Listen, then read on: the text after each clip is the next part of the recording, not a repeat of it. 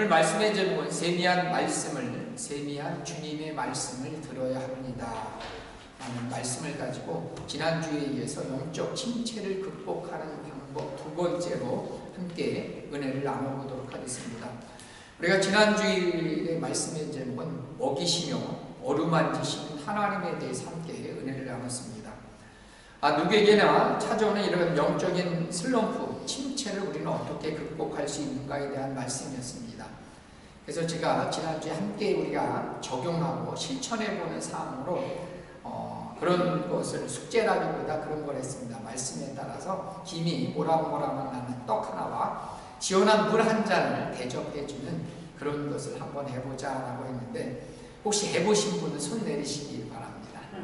다 하신 줄 알고, 혹시 못하셨으면 이번 주에 김이 모락모락 나는 떡 하나와 시원한 물 한 잔을 조금 더 연약하고 뭔가 힘에 지쳐있는 우리의 이웃들, 또 사랑하는 식구들에게 대접할 수 있는 한 주간이 되었으면 좋겠습니다.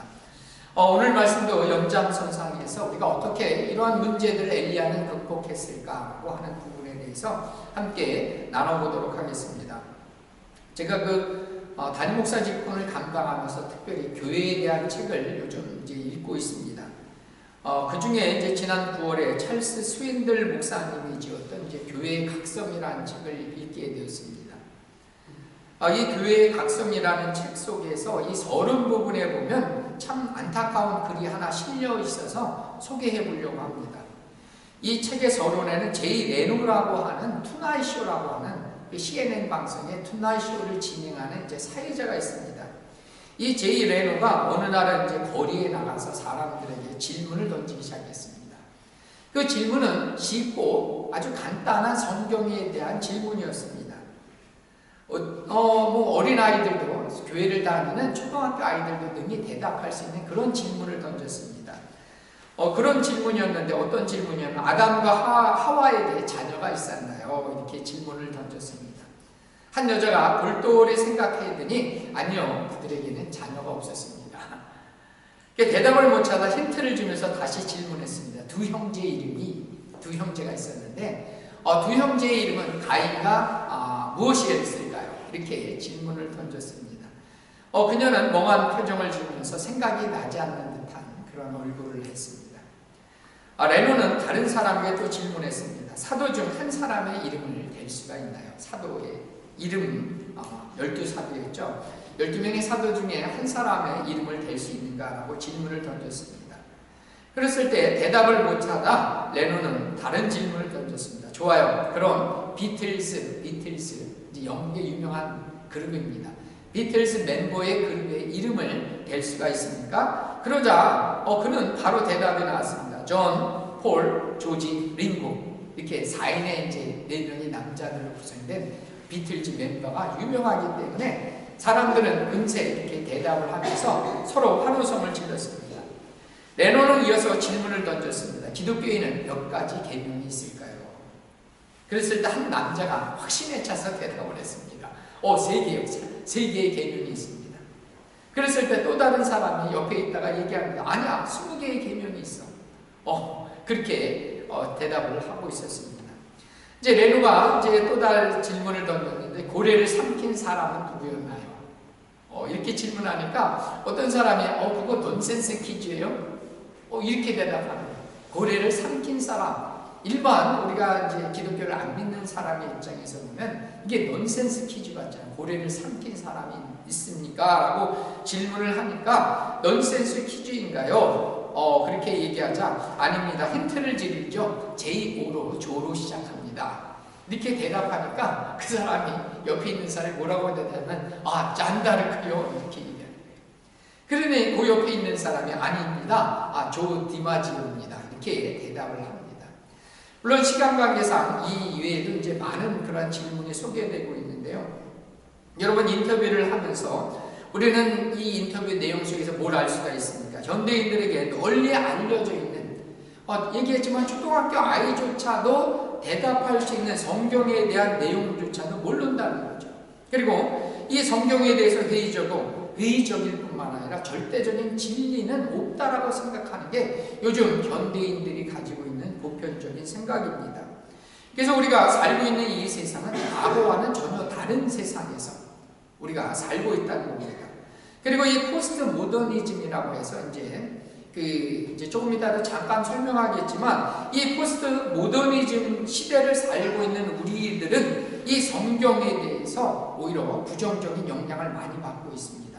교회에 대해서도 마찬가지고, 교회에 대해서도 우리는 회의적인 그러한 영향력 속에 대해서 살고 있다라고 하는 얘기입니다. 그래서 이 말씀이나 또 교회에 오는 것들이 중심에 자리 잡고 있는 거 아니죠. 그 삶의 중심이, 우리는 여러분들이, 우리 성도님들이 아마 신앙생활 했을 때 무조건 교회 가야 되고, 당연히 또 교회가 모든 삶의 중심에 자리 잡고 있었던 그러한 삶을 살았습니다. 그러나 이제는 성경에 대해서는 무지하고 영적으로 그들은 떠나있고 타락해질 수밖에 없다라고 하는 얘기입니다. 그 스윈들 목사님은 이 책 속에서 뭐라고 얘기하냐면, 이 말씀의 선포 대신 다른 것들이 기독교 예배 중심에 차지하는 기간이 길어지면 길어질수록, 그러니까 말씀에 대한 부분이 멀어지면 멀어질수록 우리는 더 심각하게 무지에 빠져드는 것을 볼 것이다. 포스트 모던의 사고방식이 교회를 지배할수록 교회는 더 약해지고 덜 중요해질 것이다. 시간이 지날수록 하나님의 말씀에 멀어진 성도들은 오락거리를 찾게 되고 성경의 진리를 덜 구하게 될 것이다 라고 이 목사님이 얘기했습니다. 그리고 이 신학자였던 프린세스 셰퍼라는 목사님도 있습니다. 신학자였는데요, 이 셰퍼 신학자님도 뭐라고 얘기하냐면, 엄청난 복음주의의 재앙이 오고 있다. 복음주의의 재앙이 오고 있는데, 복음주의가 세계의 진리를 진리로서 지켜내지 못하고 있는 것이다. 이것을 한 단어로 표현하면 바로 타협이라는 단어를 썼습니다. 타협한다는 거죠. 그래서 복음주의 교회는 이 시대의 정신과 타협해 왔다라고 하는 거죠. 그러니까 교회에 갈까 말까 했을 때 타협을 한다는 거죠. 그래서 안 가도 되도록 타협한다는 거죠. 성경을 읽을 것이냐 말 것이냐에 대해서 우리는 타협하는 거죠. 그 다음에 기도할 것이냐 말 것이냐에 대해서 타협하면서 합리적인 핑계를 대면서 그것을 하지 않는다는 얘기입니다. 그래서 이 포스트 모더니다라고 하는 것은 뭐냐면 절대적인 진리가 사라진 겁니다. 그게 상대적이라고 해요. 상대적. 그 말은 무슨 뜻이냐면, 내가 믿고 생각하는 게 무조건 옳은 거예요. 내가 생각한 게 옳은 대로 행동하는 게 그게 진리라고 하는 거예요. 성경이 진리가 아닌 거라는 거죠. 성경은 절대의 진리인 거죠.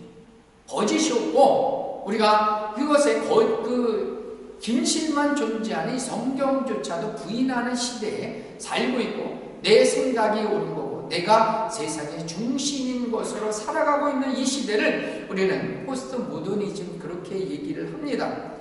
그래서 이렇듯 하나님의 진리에서 떠난 세대 가운데 살고 있다는 거죠. 그러다 보니까 세상은 다 주인이에요. 그래서 이것은 우리가 어디서 많이 봤어요? 사사기에서 많이 봤잖아요.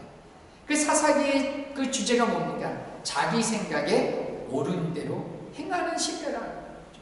그러니까 요즘은 성경에서 떠나니까, 교회에서 떠나니까 많은 사람들의 생각이 뭐냐면 자기 생각이 다 옳은 줄 알고 살아간다는 거죠. 코로나19 시대를 살아가면서 현실은 더 답답해지고 있죠. 그 다음에 선과 바를 묶어놓다 보니까 사람들은 어떻게 살아갑니까? 자극적인 오락만을 구하는 그러한 욕망의 크기는 커져가고 있다는 거죠. 그러면서 점차적으로 교회는 떠나가고 있는 세태 가운데 우리는 살고 있다고 하는 겁니다. 그래서 이런 시대적인 상황과 시대적 상황, 그 정신 속에서 그 셰퍼 목사님이 얘기했지만 우리도 뭡니까? 합리적인 타협을 한다는 거죠. 이 코로나 때문에 교회 안 가는 것은 이거 합리적 타협거리가 된다는 거예요. 핑계거리가 된다는 거죠. 안 가는 것이 오히려 정당한 것처럼 얘기하면서 우리도 점차적으로 이렇게 타협을 시도하면서 어떤 현상이 되냐면 우리가 알지 못하는 사이 누수라고 하는 거예요. 영적인 누수. 누수는 뭡니까? 물이 새는 거죠.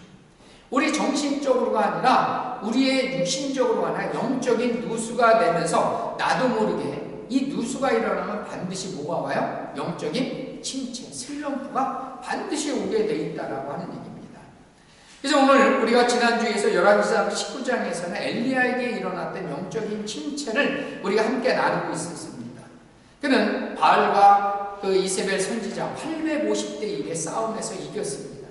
그리고 그들을 전부 다 죽였습니다. 바알 선지자들, 우상 숭배하는 선지자들을 모두 다 죽였습니다. 그러면서 엘리야가 꿈꿨던 그 이상은 뭐였어요? 기대는 뭐였어요? 이제는 이 이스라엘 땅에 여호와에 대한 신앙이 회복돼서 이제 모든 사람이 하나님만 섬길 거라고 그렇게 믿어진 거죠. 왜냐하면 그 엄청난 승리를 거뒀습니다. 하나님의 살아계심을 직접 눈으로 봤기 때문에 여호와에 대한 신앙이 회복될 거라고.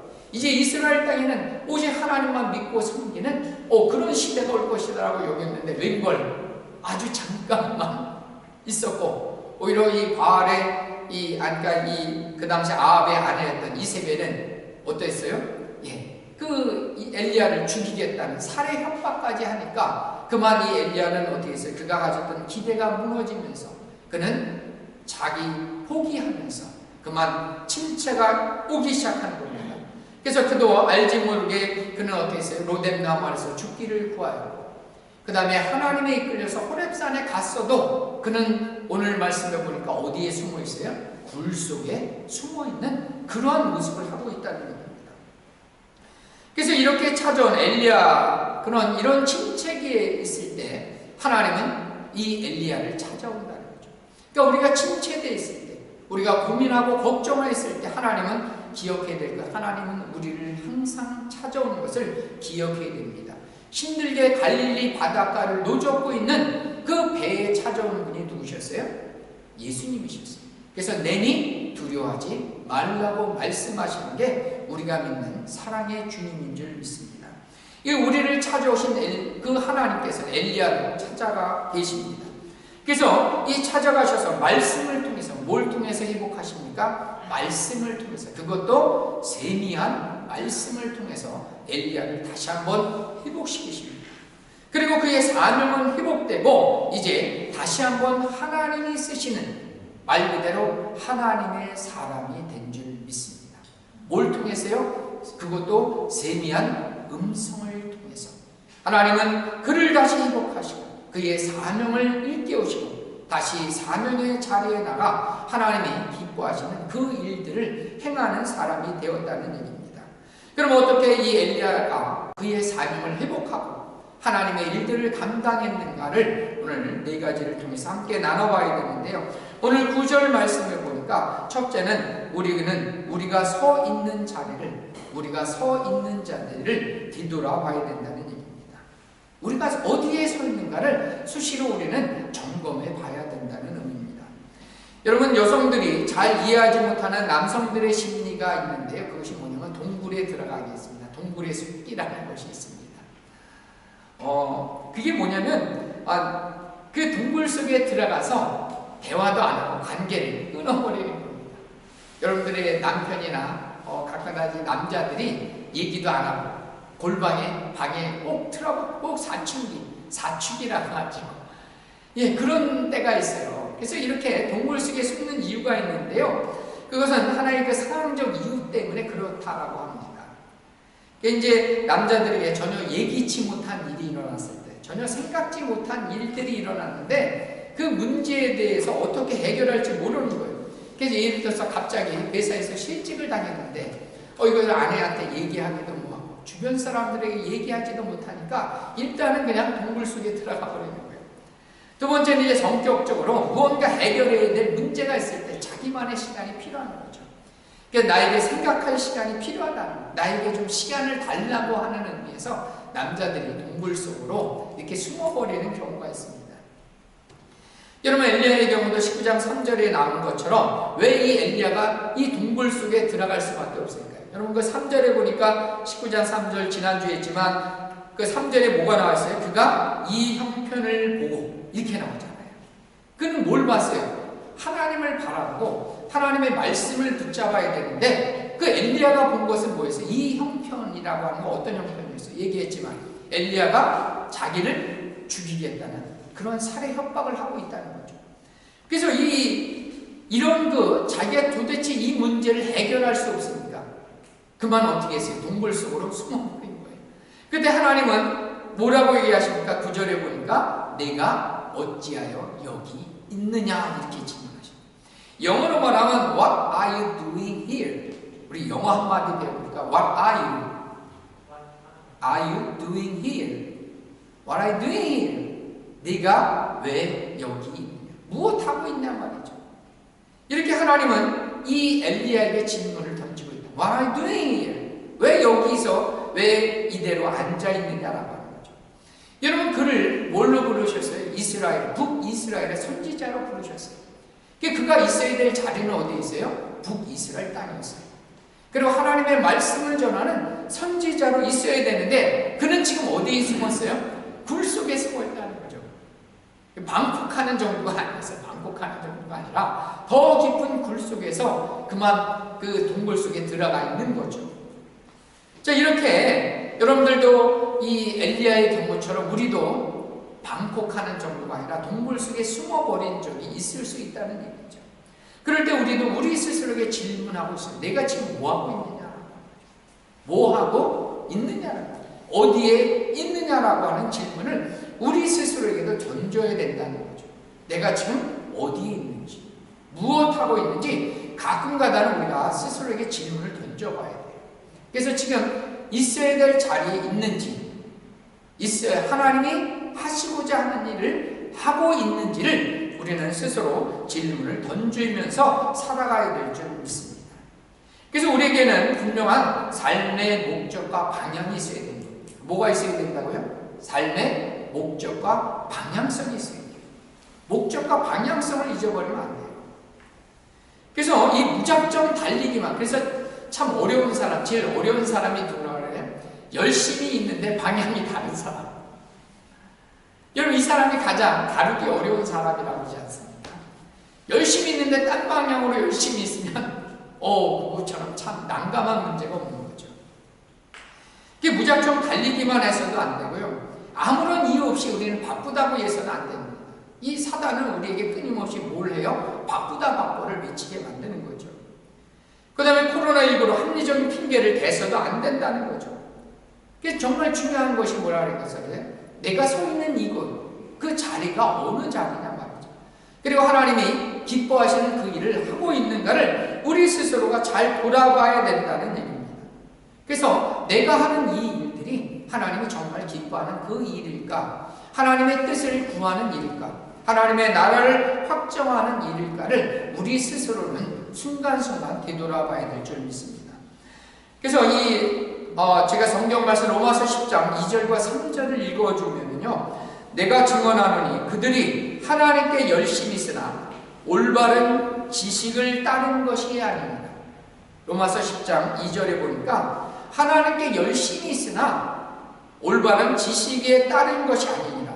하나님의 의를 모르고 자기 의를 세우고 힘써 하나님의 의에 복종치 아니하였다. 이렇게 사도 바울은 책망하고 있다는 거죠. 그러니까 이 성경 말씀을 통해서 하나님이 기뻐하는 건 뭐예요? 하나님께 대한 열심을 갖는 게 중요한데 그게 바로 뭐예요? 자기를 위해서 올바른 하나님의 뜻 가운데로 열심을 내야 된다는 거죠. 그러니까 자기 뜻을 세우려고 열심을 내면 안 된다는 얘기입니다. 그래서 내가 원하는 뜻인지, 하나님이 기뻐하는 뜻인지, 그래서 우리는 스스로에게 물어봐야 되는 거죠. 내가 서 있는 것, 내가 지금 무엇을 하느냐를 우리는 순간순간마다 묻고, 또 하나님의 뜻이 아니면 우리가 빨리 돌아설 수 있는 저와 여러분들 되시기를 축복합니다. 둘째는 하나님은 강력한 이적이 아니라 세미한 음성을 통해서 역사하신다는 겁니다. 하나님의 역사는 강력한 이적, 기적, 능력을 통해서 일하시는 것 같죠. 근데 하나님은 어떻게 일하신다는 거예요? 오늘 말씀 보니까 세미한 음성으로 일하고 계신다는 겁니다. 여러분 혼자만 남았다고 항변하는 엘리야에게 여러분 하나님은 11절에 보니까 하나님이 뭘 보여주고 계세요? 11절과 오늘 말씀 12절에 보니까 먼저 하나님께서는 엘리야에게 산을 가르고 바위를 부수는 강한 바람을 보여주셨어요. 그 바람이 슉 불어와서 어떻게 했어요? 산을 갈라버려요. 바위를 잘라버리는 거예요. 강한 바람이 불어와서. 그리고 두 번째는 바람 이후에는 뭘 보여주세요? 지진을 보냈어요. 여러분들 우리나라도 이제 지진 안전지대가 아니라고 그랬잖아요. 재작년인가 막 그 포항하고 경주에서 지진이 났을 때 청주는 더 많이 흔들렸죠. 이 지진이 막 흔들리면 어떻게 될까요? 무섭잖아요. 그 지진이 일어났고요. 그 다음에 지진 후에는 뭐가 나타났어요? 불이 붙었어요. 근데 이렇게 강력한 바람과 지진과 불 속에서 하나님은 계셨을까요? 계시지 않았을까요? 하나님은 계시지 않았다는 겁니다. 여러분, 성경 속에서 이 바람과 불과 지진은 뭘 의미합니까? 하나님의 강력한 임재, 강력한 능력을 의미합니다. 이 강한 바람, 지진, 불, 이것은 뭘 의미한다고요? 하나님의 능력, 하나님의 임재를 의미했어요. 근데 하나님은 여기에 있지 않았다는 거죠. 여러분, 우리도 그런 생각을 가끔가다 하죠. 야, 하나님이 그냥 바람 한번 불면 그냥 무슨 얘기냐면, 안 믿는 그 남편과 아내 식구들, 일가 친척한테 하나님이 그냥 예수 믿어라 말 한마디만 하면 당장 믿고, 그 다음에 말 한마디만 하면 수옥이 생길 수도 있고, 말 한마디만 하면 남북 통일이 되고, 말 한마디만 코로나 그거 그냥 쑥 지나갈 수 있어요. 근데 하나님은 그렇게 일하지 않았다. 그렇게 일했으면 좋겠다. 그 능력이 하나님은 분명히 살아계시고 역사하시는 분인데, 천지 만물을 만드신 능력이 하나님인데 하나님은 그렇게 일하지 않는다는 거죠. 그렇게 일하지 않고 하나님은 오늘 말씀을 보니까 이 모든 것이 지나간 다음에 세미한 음성으로 나타나신다는 거죠. 여러분, 이러한 진리는 예수님의 사역 가운데도 나타났습니다. 여러분, 예수님께서 이 땅에 오셔서 공생에 예수님의 사역 3년 동안에 수많은 일들을 하셨어요. 그러면은 오병이어를 통해서 뭐 했어요? 5,000명을 먹으셨어요. 그리고 남은 것이 그 12바구니가 될 정도로 많은 빵들과 물고기가 나왔어요. 그리고 죽은 자도 살리셨어요. 병든 자는 말 한마디에 고치셨어요. 일어나 걸으라 그러면 그 말한 대로 이루어졌습니다. 근데 여러분들, 예수님의 그 기적은 구원과 관련이 있지만 많은 사람들은 오히려 그 기적 때문에 예수님을 믿지는 않았어요. 여러분, 요한복음 6장 26절에 뭐라고 나와있냐면, 예수께서 대답하여 이르시되 내가 진실로 너희에게 이르노니, 너희가 나를 찾는 것은 뭐라고 얘기하시나요? 너희가 나를 찾는 것은 표적을 본 까닭이 아니요 떡을 먹고 배부른 까닭이라. 그러니까 오병이의 기적을 일으켰는데, 기적을 일으키면서 예수님이 요한복음 6장에서 그들에게 가르치고자 하는 것은 뭐냐면, 나는 뭐라고 했어요? 생명의 떡이라는 거죠. 그래서 나를 먹으라는 거죠. 그 말은 뭐예요? 나를 믿고 영생을 취하라는 거죠. 그러니까 지난주 제가 오예배도 얘기했지만 요한복음의 주제는 영생입니다. 믿음이에요.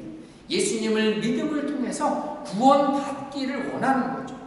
그래서 예수님이 누군가를 가르쳐주는 성경이 요한복음이에요. 그래서 요한복음에서 오병이의 기적을 일으킨 그 까닭이 뭐예요? 나를 먹으라는 거죠. 나를 믿으라는 거죠. 영생을 취하라는 얘기입니다. 근데 이 제자들이나 많은 무리들이 예수님을 쫓아온 것은 무엇 때문에? 먹고 배부른 까닭. 더 먹을 것을 구하는 거예요. 그 예수님을 따르면 먹을 것이 생긴다는 거죠. 기복적인 신앙, 요즘 말로 하면 기복적인 신앙이 될 수도 있는 거죠. 예수 믿으면 잘 된다는 거죠. 물론 잘 돼야 돼요. 아멘이시죠? 우리가 잘 되는 거 하나님의 뜻일 수도 있습니다. 그러나 여러분들 삶에 고난이 있는 것도 하나님의 뜻이에요. 예수 믿고 우리가 다 돈 잘 버는 게 아니에요. 복 받고, 그래서 모 교회처럼 다 강건한 게 아니에요. 잘 되는 게 아니에요. 여러분들 잘 될 수도 있지만 안 되는 게 오히려 더 큰 복이 될 수도 있어요. 오히려 우리가 돈 많고 배부르면 뭐 해야 돼요? 예수님 떠날 수도 있어요. 그래서 그 기적을 보고 많은 사람들이 찾아오지만 떡을 먹고 배부른 까닭에 예수님을 찾아올 수도 있다는 얘기죠. 그래서 이 엘리야는 누구보다도 더 강력한 능력으로 나타났다는 거죠. 그래서 그의 말 한마디에 불이 내려왔고요. 3년 6개월 동안 그의 말 한마디 때문에 3년 6개월 동안 비가 내리지 않았어요. 그리고 그의 기도와 능력을 통해서 우상 숭배자들 850명을 죽일 수 있었어요. 그러나 이런 강력한 기적 가운데, 능력 가운데 물론 하나님이 함께 하였지만 오늘 하나님은 어디에 계셨어요? 이 강력한 이런 능력 가운데 함께하는 게 아니라 진정 하나님이 어디에 함께 계셨어요? 세미한 음성 가운데 함께 계셨다는 겁니다. 여러분께서 이 베드로전서 1장 23절에도 뭐라고 나오냐면 베드로전서 1장 23절에 보니까 너희가 거듭난 것은 썩어질 씨로 된 것이 아니라 썩지 아니할 씨로 된 것이고 살아있고 항상 있는 하나님의 말씀으로 된 것이다. 하나님의 능력은요, 어떤 능력을 행하고 이적을 베푸는 데 있는 것이 아니라 하나님의 구원의 역사는 반드시 뭐가 있어요? 말씀의 능력 가운데 나타나는 겁니다. 그래서 그 말씀을 듣는 자만이 살아나는 거예요. 기적을 행하는 것은 하나님을 믿게 하는 하나의 그 표적인 거죠. 그가 하나님의 사람이고 하나님을 믿고 따르게 하는 데까지가 되는 거죠. 그래서 우리는 하나님의 말씀을 붙잡아야 되는 겁니다. 그 세미한 음성, 우리에게 기적을 일으키고 능력의 하나님을 만나는 게 아니라, 물론 우리도 때로는 그런 하나님 만나셔야 돼요. 아멘이시죠? 그러나 우리의 삶 가운데 만나는 하나님은 뭐예요? 나에게 세미한 가운데 말씀하시는 그 주님을 만나야 될 줄 믿습니다. 세 번째는 사람의 열심이 아니라 하나님의 뜻만 이루어집니다. 뭐가 이루어진다고요? 사람의 열심으로 하나님의 뜻이 이루어지는 게 아니에요. 반드시 뭘 통해서 이루어집니까? 하나님의 뜻을 통해서 그 말씀하신 대로 이루어진다는 거죠. 그래서 이 세미한 음성 가운데 이 엘리야에게 다시 한번 그에게 사명이 주어집니다. 우리 15절, 16절을 크게 한번 읽어보도록 하겠습니다.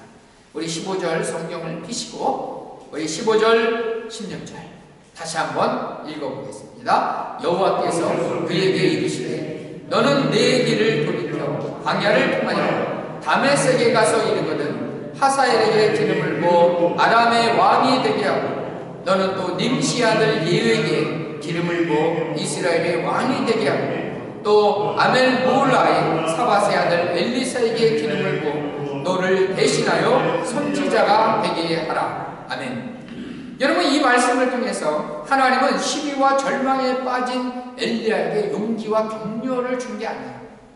그리고 아합과 이사벨에게 대해서 야, 내가 그를 손봐주겠다 이렇게 얘기한 게 아니에요.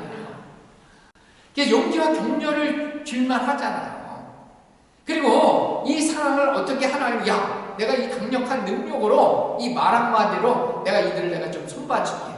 하나님이 이렇게 말씀하지 않았다는 거죠. 하나님이 그에게 말씀하신 건 뭐예요? 격려하는 것도, 그 다음에 어떻게 해주겠다는 약속도 아니라 그에게 뭘 주신 거예요? 사명을 세우게 주신 거였어요. 그의 사명은 세 가지였어요. 먼저 하사엘의 아람의 왕. 그 아람은 이스라엘 땅 옆에 있는 그러한 그 나라 민족이었어요. 그래서 항상 그 이스라엘을 괴롭혔던 민족이 아람 민족이었어요. 그 아람 왕이었어요. 그래서 아람의 왕으로 세우라는 거예요. 그 적국의 나라의 왕으로 세우라는 거예요. 그 다음에 예후는 북이스라엘의 왕으로 세우라는 얘기였고요. 그리고 엘리야 너 대신에 다른 선지자로 세우라는 말씀이었습니다. 여러분, 하나님의 역사는 어떻게 이루어집니까? 능력 가운데 이루어지는 것 같지만 하나님은 능력과 이적을 통해서 일하실 수 있지만 그렇게 하지 않는다는 거죠. 하나님의 역사는 어떻게 이루어져요? 하나님의 말씀에 순종하는 그 한 사람을 통해서 이루어지는 줄 믿으시기를 축복합니다. 하나님은 능력이 많아서 아까처럼 한마디에 남북통일을 할 수도 있어요. 코로나19 물리칠 수도 있어요. 여러분, 그러나 하나님은 그렇게 일하지 않는다는 거죠. 하나님의 뜻을 알고 하나님의 말씀에 순종하는 그 한 사람을 통해서 하나님의 역사는 이루어집니다. 그게 왜 그러냐면 그렇게 해야지 알곡과 쭉쟁이가 가려지는 거예요. 그렇게 해야지 천국이 귀한 걸 아는 거예요. 여러분들, 누군가 나에게 쉽게 막 돈 줘보십시오. 얼마나 좋아요. 그냥 가만히 있는데도 하루에 막 1,000만 원씩 주면 얼마나 기쁘겠어요. 그러면 그 사람이 돈에 대해서 가치를 알까요? 전혀 모르는 거예요. 구원도 마찬가지죠. 하나님의 값없이 죽으셨지만 그 구원의 은혜는 우리는 뭐예요? 감격하고 감사하고 우리가 그 십자가의 은혜를 날마다 깊이 감격하고 감사하고 그 은혜와 영광을 돌리며 살아야 되는 거죠. 그래서 마찬가지로 이 엘리야를 통해서 이루고자 하는 그 사명도 하나님의 능력 가운데 이루어지는 것이 아니라 순종하는 그 한 사람. 그래서 이 나중에 이 하사엘은 어떻게 되냐면 우상 숭배에 빠졌던 이스라엘을 책망하는 해초리와 같은 몽둥이와 같은 역할을 하게 됩니다. 그리고 이 예후는 어떤 북이스라엘 왕이 돼서 이 아합의 가문, 아합과 이세벨을 모두 그의 가족들을 죽이게 됩니다. 그리고 우상 숭배하는 모든 선지자들을 전부 다 처단하게 되는, 그래서 이 하나님의 예언의 성취를 누가 이루냐면 이 예후를 통해서 이루어지는 겁니다. 그 다음에 이 엘리사는 엘리야보다 더 큰 능력이 임했어요. 왜냐하면 엘리야가 그 뭘 구해서 엘리사가 정말 갑절에 은혜를 구했어요. 그 엘리야에게 이 엘리사가 뭘 구했다고요? 갑절에 은혜를 구했어요. 그래서 이 엘리사의 사역을 보면 엘리야보다도 더 갑절에 능력 있게 이스라엘 땅에서 선지자로서 역할을 감당했던 인물이 엘리사였습니다. 여러분, 그래서 우리가 기억해야 될 것은 지금 당장 왜 하나님이 일하지 않으십니까? 왜 코로나19 같은 거 얼마든지 하나님이 능력 있게 해결할 수 있는데 왜 잠잠하실까? 왜 우리 교회가 이렇게 열심히 하는데, 아니면 여러분 스스로가 나의 가족의 구원을 위해서 내가 이렇게 기도했는데 왜 하나님은 잠잠하고 있을까? 그렇게 실망할 수도 있어요. 그러나 우리가 기억해야 될 것은 하나님은 우리의 기대와 바람대로 하나님의 뜻이 이루어지지 않습니다. 반드시 하나님의 뜻은 하나님의 시간표에 따라서, 뭐에 따라서요? 하나님의 시간표에 따라서. 그래서 예수님이 늘 얘기했던 게 뭐예요? 아버지의 뜻이 있어요. 아버지의 뜻. 하나님 아버지의 뜻이 이 땅 가운데 이루어집니다. 아버지의 뜻, 하나님의 시간표에 맞춰서 하나님의 뜻을 이루신 분이 누구세요? 예수님이셨다. 그래서 우리가 기억해야 될 것은 우리가 이 시대를 살아가면서 하나님이 일하지 않는 것이 아닌 거죠. 그래서 우리는 뭐가 필요한 겁니까? 믿음을 가지고 있는 사람이 그래서 뭘 풀어야 돼요? 믿음과 인내가 필요한 거죠. 다른 말로 하면 기다림이 필요한 거죠. 하나님의 뜻이 이루어질 것을 우리는 믿고 기다린 겁니다. 반드시 하나님의 뜻은 나의 생각과 하나님의 뜻은 다르다고 했어요. 그러나 다를지라도 그것은 반드시 이루어진다는 거죠. 믿으시죠? 내 생각과 다르지만 하나님의 뜻은 반드시 이루어지기 때문에 우리는 그렇게 고백할 수밖에 없는 거예요. 로마서 11장 33절에서 36절까지 조금 길지만 로마서 11장 33절에서 36절까지를 제가 읽어드리도록 하겠습니다. 깊도다 하나님의 지혜와 지식의 풍성함이 그의 판단을 헤아리지 못할 것이고, 그의 판단, 하나님의 판단을 우리 인간으로 헤아릴 수 없다는 거죠. 그의 길을 찾지 못할 것이로다. 누가 주의 마음을 알았느냐? 누가 그의 모사가 되느냐? 누가 주께 드려서 기쁘심을 그 갚으심을 받겠느냐? 이는 만물이 주에게서 나오고, 아멘이시죠? 모든 것이 하나님께서부터 나오고 모든 것이 주에게로 돌아갑니다. 오직 그에게 영광이 세세에 있을지어다. 아멘. 우리가 고백할 건 거예요. 모든 것이 뭡니까? 하나님께로 나와서 하나님께로 되돌아간다. 그래서 우리가 해야 될 건 뭐예요? 하나님께 영광, 하나님이 하실 것을 믿고 기다리고 하나님의 하신 것들에 대해서 우리는 뭐 해야 돼요? 감사와 영광을 돌리는 것이 우리의 인생인 줄 믿습니다. 그래서 네 번째는 우리 모두는 이 시대에 남은 자로 살아가야 된다. 뭘로 살아가자고요? 남은 자로 살아가자는 얘기입니다. 여러분, 자신만이 홀로 남았다고 항변한 엘리야에게 하나님 18절에 뭐라고 얘기하십니까? 자신만 홀로 남았다라고 두 번이나 이 엘리야는 항변하고 있어요. 그런 엘리야에게 18절을 다 같이 한번 읽어보겠습니다. 그러나 내가 이스라엘 가운데 7,000명을 남기리니 다 바락에 무릎을 꿇지 아니하고 다 바락에 입맞추지 아니한 자니라. 아멘. 자기만 혼자 남았다고 하는 이 엘리야에게 하나님 몇 명을 남았어요? 7,000명을 남겼다. 여러분, 지난주에 했지만 7은 뭐예요? 완전 숫자입니다. 1000이라고 하는 것은 많다라고 하는 거죠. 많다라고 하는 거예요. 그래서 하나님을 믿는 사람이 너만 남은 게 아니라 온전히 완벽하게 차고도 넘치게 많이 남아있다는 얘기입니다. 이 7,000이라는 의미예요. 그래서 우리가 이렇듯이 나만 남은 것 같지만, 나만 고난당하는 것 같지만 역시 뭐예요? 고난당하는 믿음의 형제들이, 자매들이 있다는 거죠. 그리고 하나님의 뜻을 나 혼자만 이루는 것이 아니라 하나님의 뜻을 이루는 함께 하나님의 뜻을 이룰 사람들이 그렇게 무수히 많이 있다는 얘기입니다. 여러분께서 성경을 살펴보면 하나님께서 언제나 이 타락한 세상 가운데 누구를 남겨두시냐면 남은 자를, 영어로 레먼트라고 하는 이 남은 자를 남겨두셨습니다. 여러분, 이 대홍수로 가운데 대홍수로 인해서 세상을 심판하셨을 때 하나님은 노아의 가족 8명을 남겨주셨어요. 이 8명을 통해서 하나님의 구속의 역사를 이어가셨습니다. 그리고 이 노아의 홍수 이후에도 여전히 사람들은 타락했어요. 여전히 사람들은 죄짓고 여전히 죄악이 이 땅에 간영하였지만 하나님께서는 누구를 부르셨어요? 아브라함 한 사람을 부르십니다. 그래서 아브라함 한 사람을 통해서 하나님은 뭐예요? 믿음의 세대를 일으키십니다. 그래서 아브라함 한 사람을 통해서 그 가족을, 믿음의 가족들을 만들고 믿음의 부족을 만들고 믿음의 민족을 만들고 이 땅 가운데 그 출애굽기 19장에 보면 제사장의 나라로 삼으시고, 그래서 이 아브라함을 한 사람을 부르신 것 같지만 그 안에 뭐가 있어요? 믿음의 가족이, 믿음의 민족이, 믿음의 나라, 제사장, 하나님의 열망, 구원의 계획이 그 가운데 한 사람 가운데 담겨져 있다는 거예요. 아멘이시죠? 우리는 한 사람 같지만 여러분 한 사람 속에 뭐가 담겨져 있어? 하나님은 여러분 한 사람 속에 믿음의 나라까지 담겨져 있는 거예요. 나라를 일으키고 세대를 일으키고 그 남은 자로 하나님께서는 이 땅 가운데 여러분을 두시는 줄 믿으시기를 축복합니다. 그래서 우리는 이렇게 이 시대에 우리 모두는 남은 자로 살아야 될 줄 믿습니다. 하나님께서는 지금도 이 세대가 비록 하나님의 이름을 망령되이 일컫습니다. 기독교가 그 이름이 땅에 떨어지고 있어요. 그래서 하나님의 영광이 사라진 것처럼 보일 수 있어요. 그러나 하나님께서는 여전히 살아계심을 믿으시기를 축복합니다. 그래서 하나님께서는 믿음의 세대를 일으키시고 순종하는 그 한 사람을 통해서 하나님은 이 땅을 다시 한번 일으키세요. 실망하실 거 없어요. 순종하는 그 한 사람이 필요합니다. 그 무수히 많은 사람이 필요한 거지만 순종하는 그 한 사람을 통해서 하나님은 이 침체되고 영적으로 어두워져가는 이 세대를 다시 한번 회복시킬 계획을 하나님은 갖고 계시다는 겁니다.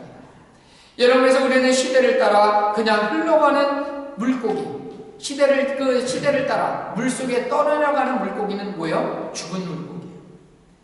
여러분, 그러나 이 물을 거슬러 올라가는, 그죠? 살아있는 물고기들은 물을 거슬러 올라갑니다.